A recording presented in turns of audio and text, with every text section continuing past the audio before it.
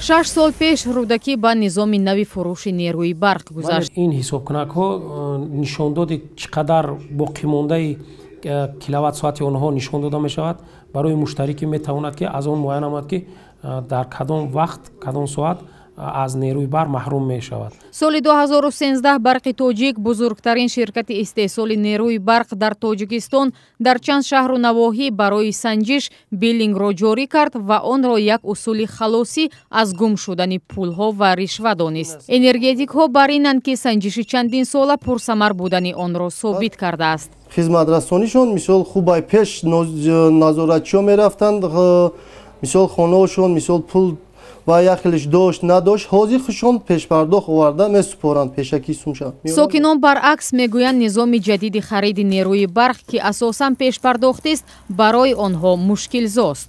муштариёни кортҳои электронӣ дар рудакӣ 9600 нафар буда ҳамагӣ як нуқтаи қабули пардохт мавҷуд аст. ба қавли мардум рӯзе то 300-400 муштарӣ онҷо навбат мепоянд. вақте ки ҳамин барқмо тамом шава ҳаминҷа меем барқ мехарем. ин муштарӣ мегӯяд нуқтаи қабули пул аз хонааш 8 километр дур аст. агар имкониятш мебуд дар ҳамин мирзо турсунзода як бингоҳам хеле пункт барои светгузаронӣ мекарданд бисёр олиҷаноб мешид. баъзе сокинон мегӯянд ба сабаби дурии маркази пур кардани тавозун ва навбатпоӣ онҳо чанд рӯз бебарқ мондаанд.